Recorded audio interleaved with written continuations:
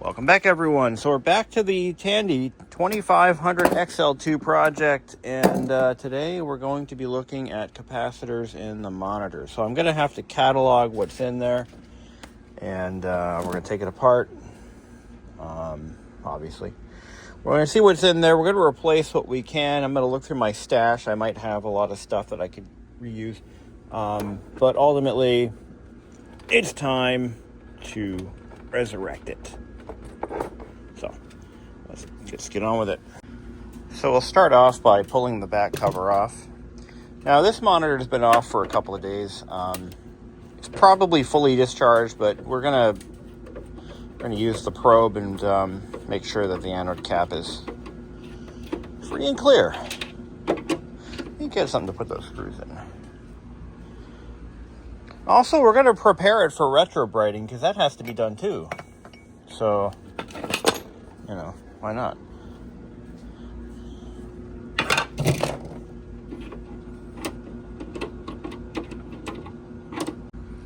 Okay, so let's see if we can't figure out who the OEM is. It has a Toshiba tube. And,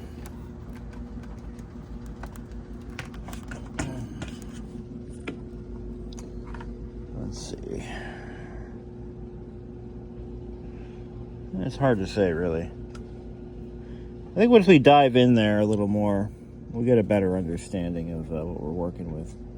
So I have to now go ahead and take this apart and list off every capacitor that I find and then order them. It's going to be fun. Safety first.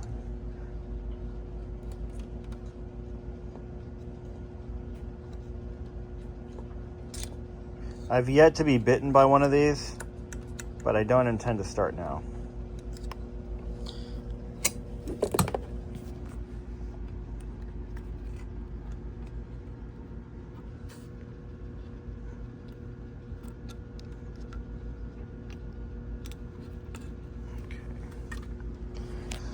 All right. I'm finding a lot of these CRT chassis I have to actually desolder, you know, stuff just to get them apart. So that's gonna happen. So we got the electronics removed. We're gonna pull the tube off because we're prepping this for Retrobrite. So if we weren't doing Retrobrite, we wouldn't be doing that. But tube's coming out, and I'm gonna have the outer shells ready to go. And then I got to take apart my Mac 512 so I can get that one ready too. Or maybe I'll just, put the tub of water aside and I'll just reuse it. That could be an option too. But in the meantime, we need to catalog the caps that are on this board and verify what we need to order. And I'm gonna just plug that into a spreadsheet, and yeah, that's what I'm gonna do. And I mark them as I tabulate them. So, and what's that? Is that a Rifa? Yeah, these little guys. These like to blow apart. See all those little cracks in there? This one may not be made by Rifa, but it is certainly a yeah, these like to blow apart. So this has to be replaced too. I'm glad we pulled it apart because we would have known otherwise. And look at this. We got a little bit of corrosion on this little coil here. A little bit of corrosion there. Yeah. Yeah, this thing was stored improperly, for sure.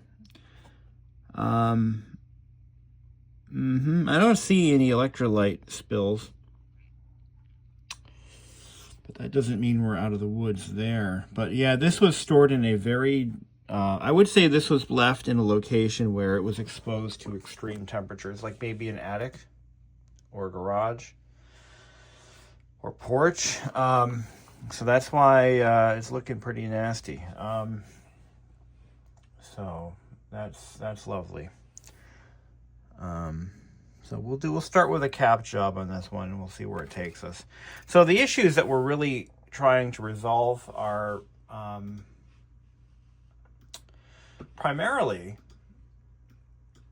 occasionally when you turn it on, it comes up in, it drops one of the color guns. So it's like yellow instead of white. So not a good thing.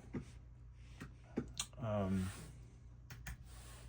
going to open up a spreadsheet and we'll start tabulating and marking them off voltage by capacitance.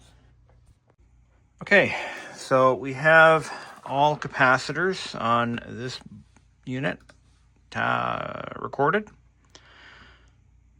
The blue ones are on the neck, and these are going to be highlighted in maybe yellow. I got a nice light yellow. Now we'll sort them by type. We'll sort them by voltage.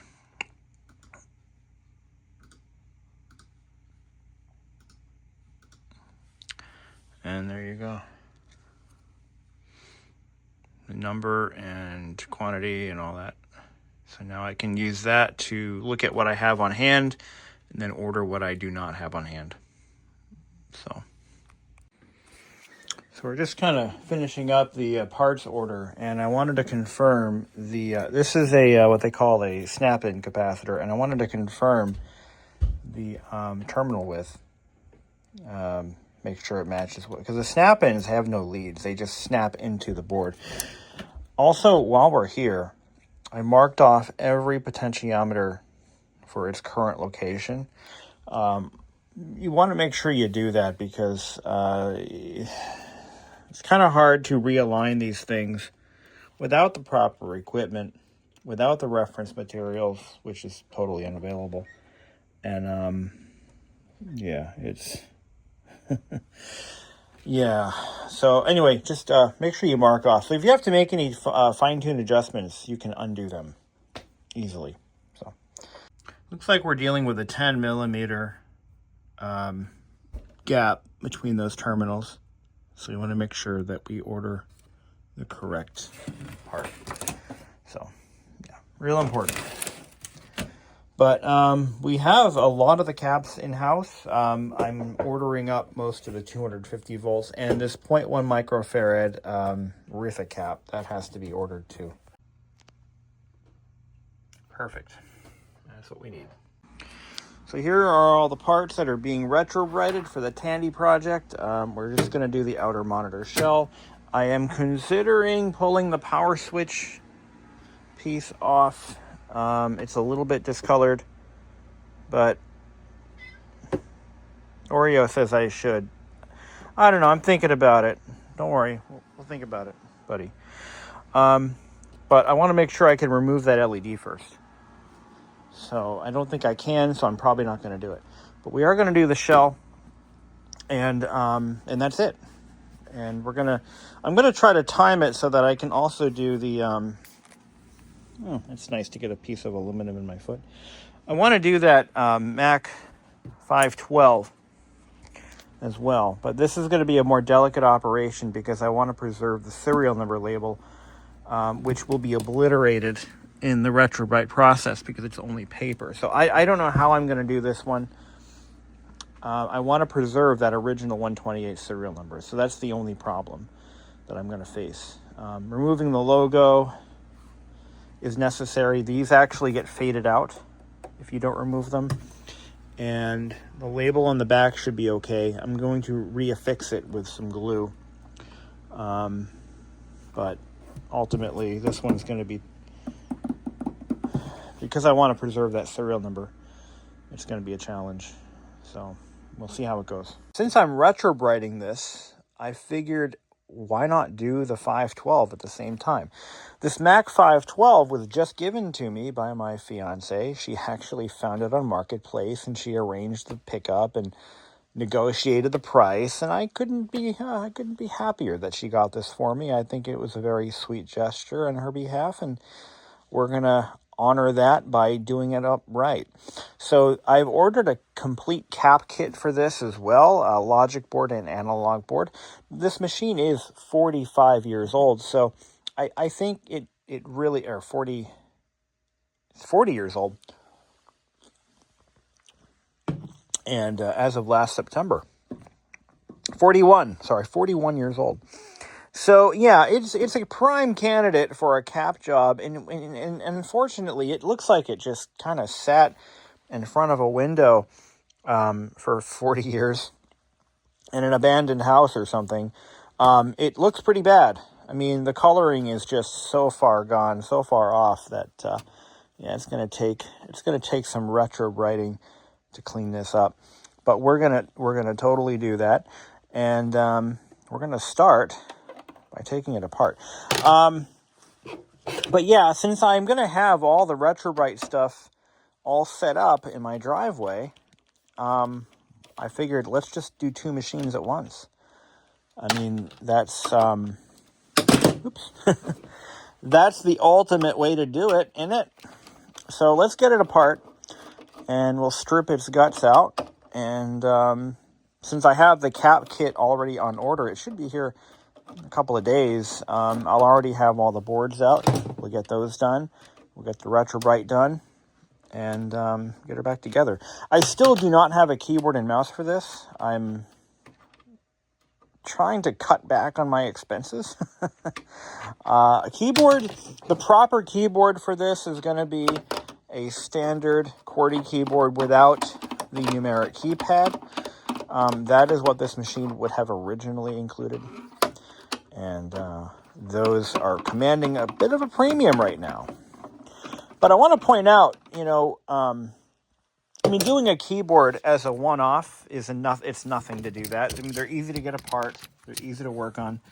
So I'm okay with, you know, having to go back to the Retrobrite gods and beg them for another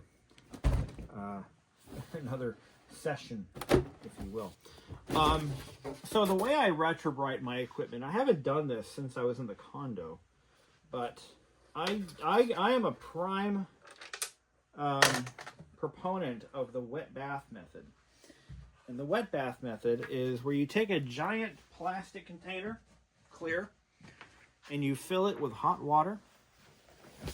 And you fill it with hot water and a solution of hydrogen peroxide. And I, for whatever reason, maybe it's good luck, maybe it's just bad chemistry, but I use OxyClean. So I throw a little bit of OxyClean in there for good luck. It works. I've done it on the last couple of machines I had Retrobrite, and I was pretty happy with the results. So, and yeah, that may not be the kosher way to do it, but it works for me. So that's what I'm gonna do. So I get this logic board out, complete with the Dove RAM expansion. This thing has about as much memory as a well-equipped Mac Plus. This is actually quite a capable machine. It's been upgraded, not only upgraded to a 512, but it was upgraded with the floppy drive of a Mac Plus. So, yeah, it's got a, I believe the 512 had the same 400K drive as the Mac 128 did. And this one has been upgraded from that. So that's cool. I got to take the drive bay out. Long screwdriver for that. Now, this machine is going to present us with a little bit of a challenge. See, because it started out life as a 128, it still has its Mac 128 serial number, in addition to a serial number to a 512. I'm going to show you a couple of things that I found that indicate that what I'm saying is indeed accurate, and that this was a dealer upgraded machine. I'm going to show you a couple of things that are actually quite relevant to that topic. So, number one, the serial number on the cowling is a 128 serial number, manufactured in September 1984. I was only a couple of months old when this was born. So,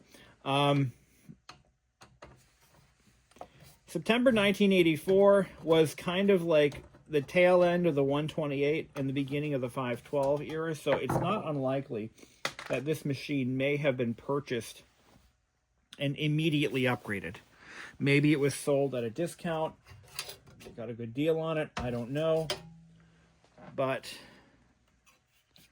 it's all adding up. So here's the floppy drive. We're going to work on this separately. This is going to need some work. It is a little gummed up. It doesn't eject as proudly and promptly as I'd like it to. So I've got this tag here. Don't know where it went, but it's going to go back in there. I'm going to put that in my parts bin here. So let's take a look at some telltales here, and these are going to give us an idea as to what this is.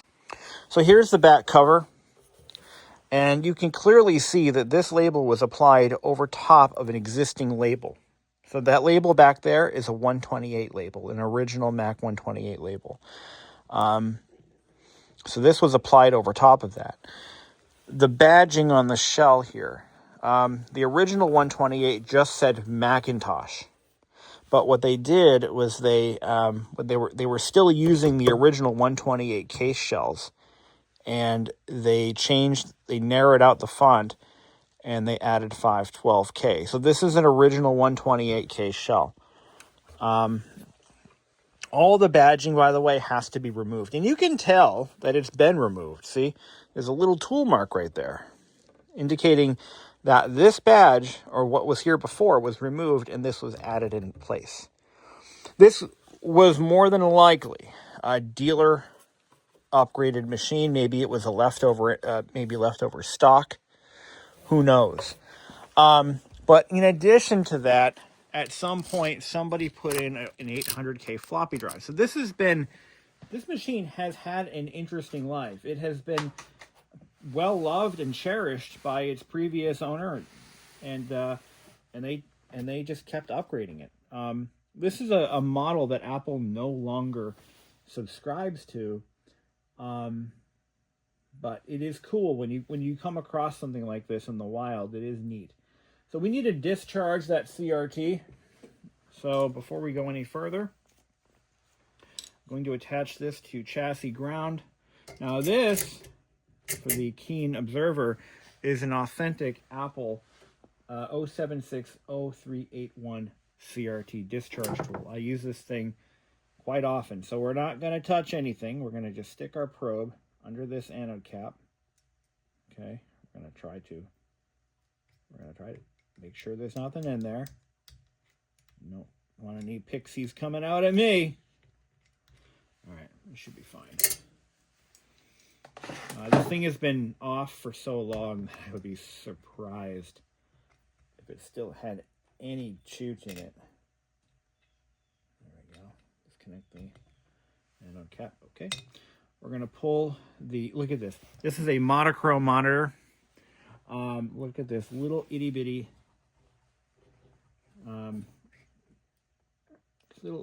neck connector. Look at that. So simple. So simple, so innocent. All right. There's now a ground wire we need to undo. We got our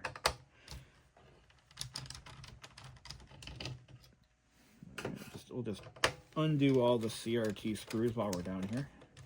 We're going to take out that 9-inch CRT. Now this machine had a Polaroid brand light filter on it, which was intended to improve contrast. And I have taken that off, but consequently the display has likely never been cleaned ever at all. We'll take these screws off. We're going to pull this analog board out. You got to be at least cognizant of the fact that not a lot of a lot of the compact Macs had survived to exist to this day, but many of them were turned into into fish tanks. A lot of these have been turned into fish tanks, and it's only through the grace of God that machines like this have survived. If they weren't turned into fish tanks, they were destroyed. So, analog board comes out. Oh, I forgot to disconnect the neck or the clip on that one. Yeah, I forgot to disconnect the yoke. Sorry. All right, so I got the analog board out, and it looks to be nice and clean. But we'll be doing a full cap job on this one. A little bit of mold growing on there. That's not great, but it happens. We're gonna need to build some terminals. We're gonna save the original battery box. We're not gonna replace it with some aftermarket. No. We're gonna save that. I think I have a way of saving it. So we're gonna do that. Okay. We got to take the CRT remaining screws out. Take the CRT out in one piece. Obviously, it would really suck if it came out in more than one piece. That would really ruin my day. And we're gonna take a little itty bitty CRT. Look at the size of that thing. Isn't it cute? Never ever take the implosion band off. Don't ever do that. I'm going to find a safe place for this. But I'm going to clean it first, and I think we're going to do that. It'll be satisfying to watch. We're going to clean that CRT as best as we can. Oh, the little guy. Oh, the little CRT. All right. Let me get some cleaning materials.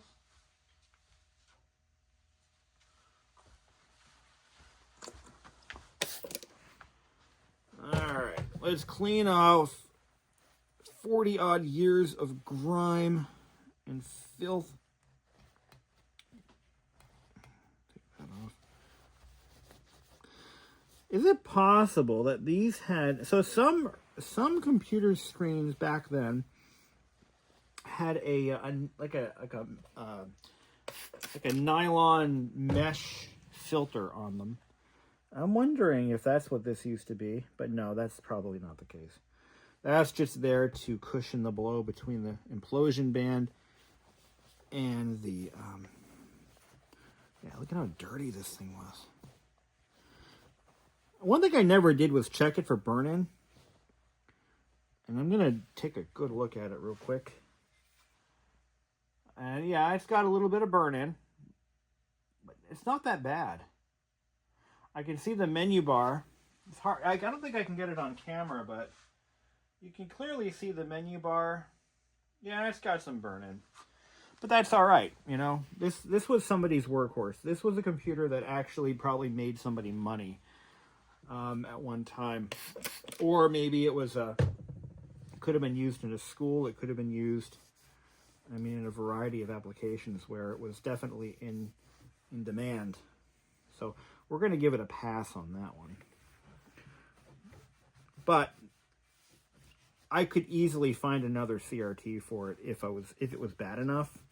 When I had this thing powered on, it looked pretty good. I mean, it looked really good. It was strong, it was bright, good geometry, but it was flickering a little bit, indicating a possible cold solder joint on the analog board. And you know what? I don't mess with degraded capacitors. I just replace them and ask questions later. I have gotten to the point where, you know, machines that I have cherished are starting to malfunction. So I just go right in there and I don't even question it. I just recap them. That has been my my go-to now, and it so far has served me well on my more valuable machines, the ones that I care more about anyway. Okay, so let me go find a home for this.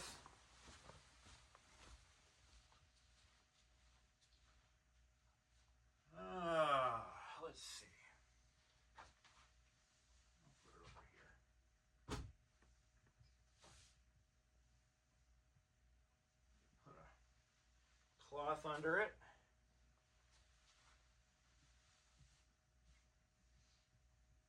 There we go. Okay. It's in a safe place. Cats can't really get to it. Now let's get this apart. And then we're going to be faced with a new challenge. I want to save the 128 serial number. It's written in paper. And if I Retrobrite it with that attached, it'll be obliterated. So, I'm hoping that I can find a way to keep it. I mean, it is a piece of history. One way or another, this is, while it's a modified piece of history, it is a piece of history. This is an example of a Macintosh, or an Apple product, sorry, that was actively upgraded with the blessing of Apple Incorporated. Back then it was Apple Computer. And it was a bonded and certified and approved, and Steve Jobs was okay with it. People were doing it. Apple sold the parts to the dealers sold the parts to the customer. That's how it was done. So I want to preserve it for what it is. Now this label right here is what I want to try to save. I don't know how I'm going to do that. That is a mystery. This is paper. Let me grab some pry tools. I was thinking of using heat to get it off, but I don't know if that's necessary. A couple of picks. Let's see what we can do. Look, if I can't save it, I can't save it. I'm not going to cry, but it is a real serial number from the tail end of the 128s to the beginning of the 512s.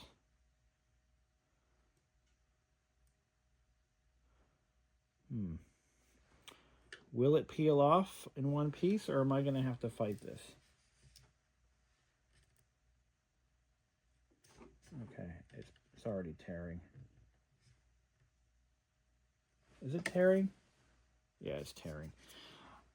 Let me try some mild heat. Maybe we can relieve it that way. All right, so right now I have a car stereo on my bench. This is ironically older than this computer. Let's get this out of here. This belongs to one of my customers. There. Get this out of the way.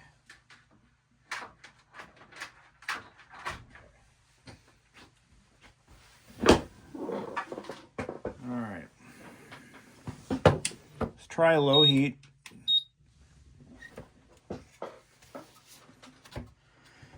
And let's see what we can come up with. Like I said, if I can't save it, I can't save it. I mean, I don't want to have that happen. Let me lower the temp a little bit more. How about 150? Is that Celsius? Yeah.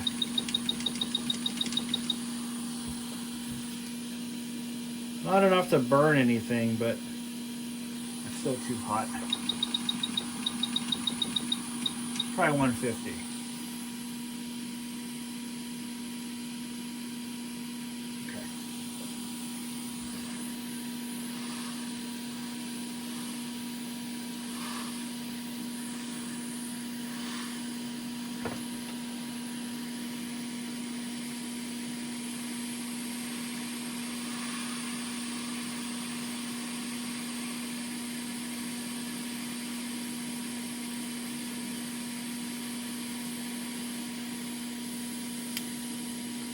I think it's working.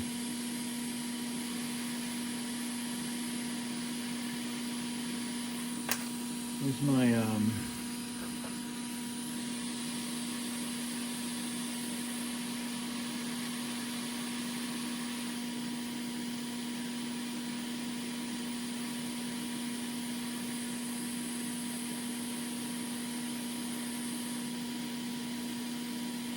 yeah, this is working, guys. reattachment won't be so difficult. Getting it off in one piece, that's where the challenge is.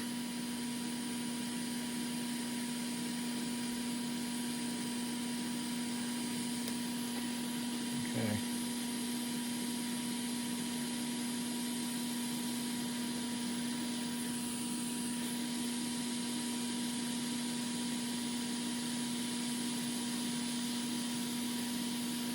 Mission accomplished. Okay. Now, there's a slight tear in it, but that's okay. Once I reattach it, it'll be fine.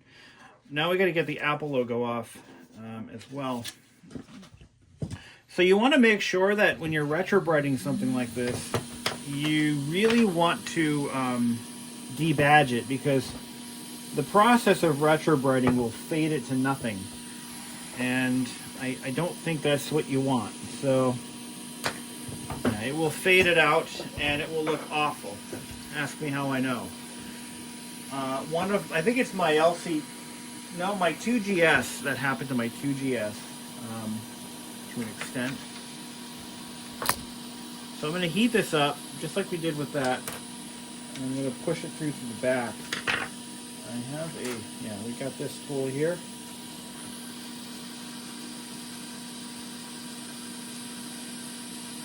Go. Coming. Got it. Ow, that's hot. Got it.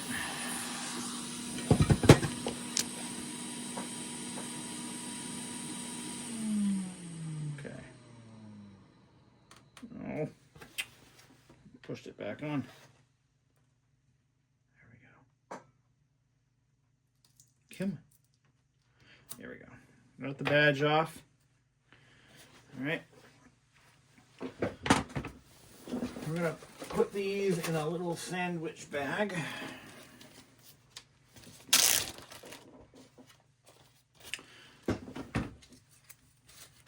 Okay, now we got to do the back case badging as well. But you can kind of see a good example of what the factory color was. And, you know, you can kind of really get a good idea as just to how discolored this thing is now. I'm on a couple of different groups, and somebody on one of our groups on Facebook, one of the vintage Apple enthusiasts, had brought up the idea of repainting the case. Don't do that. Don't do that. And here's why. So there is actually, no, let me rephrase it. There are appropriate cases, like, okay, let me start over. Back in the day, depending on what the make or model is, the case may have actually been painted at the factory, depending on what it was and depending on who made it. For example, the original IBM 5100 series, those are painted. That's right, they are painted. The Apple... Actually, I don't think Apple ever painted their shells, honestly. I think they were molded in color almost throughout. But there are, for example, the desktop computer behind me that's out of frame. That computer is made out of a very inexpensive Taiwanese case. Was not, I mean, it was unpainted at the factory. But these vintage Macs almost entirely were unpainted at the factory, meaning they're molded in color. So if you were to repaint a painted case, that would be okay. But if you're going to, if you have a machine like this 512, 128, you don't want to paint this. You want to Retrobrite it. And I'm a stickler for that. Retrobrite is okay, paint is bad. But It's really, this is going to come out nice. I have retrobrited several machines, and I know this is going to look good. There are no cracks. There's no damage to this shell. It is, it's pretty good, pretty solid. Okay.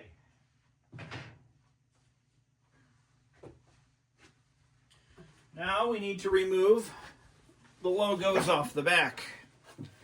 We're going to do the same thing. If you're wondering what I'm using for a tool, this is a quick 861 DW hot air station.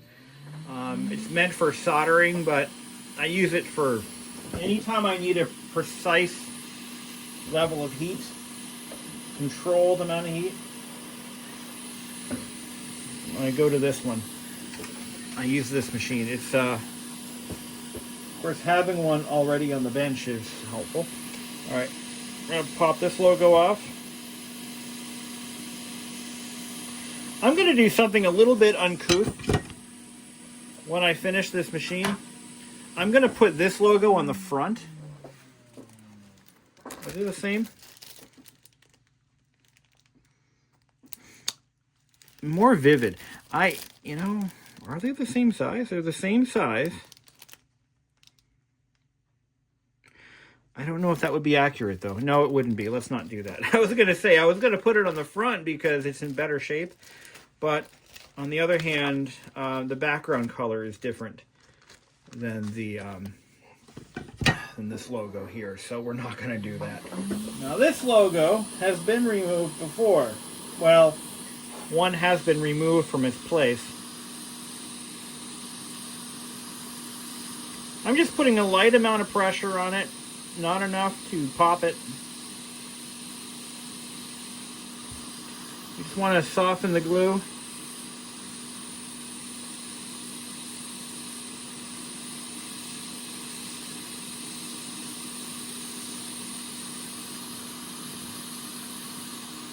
You may have to take a different approach. It's not going anywhere. There it goes. Got it.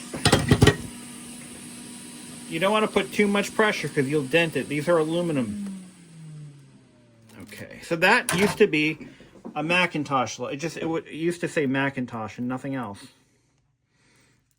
Until somebody went ahead and ended the modification.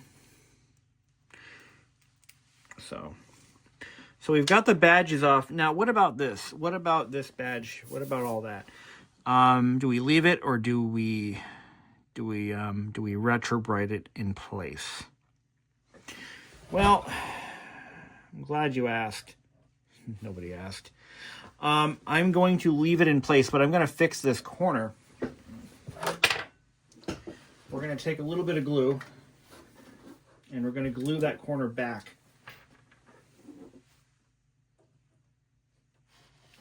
Just a small amount of glue. Oops, that's a little too much. Shit. Gotta watch it with this glue because it can damage your shit. I wonder if I put a little heat to it, if we can fold it or get it to relax in the downward position. See if we can kind of get this corner back. Where's my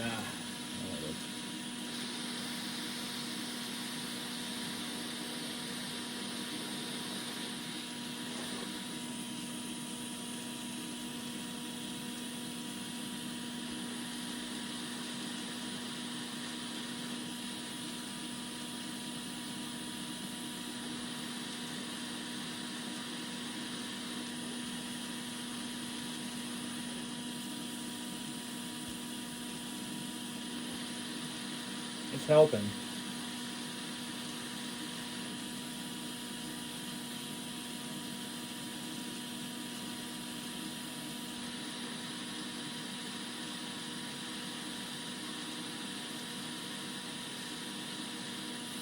Yeah, that's helping.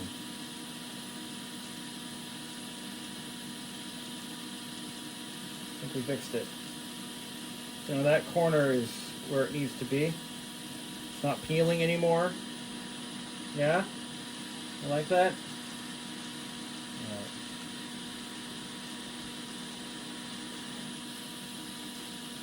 There we go. Okay. There. So that's going to have to do that. That's just going to be fine. So now we're ready to Retrobrite, and I'm going to do a video on that. It'll be a separate video. We'll be doing 2 machines at once, and I think we're ready to pretty much get that ball rolling. Now, because this machine is so dirty, we are going to pre-wash before we Retrobrite anything. We're going to pre-wash the whole thing. And I'm using simple green, full strength. I think it's full strength. And we're just gonna kind of clean some stuff up. And I was gonna put it in the dishwasher, but I realized that the dishwasher detergent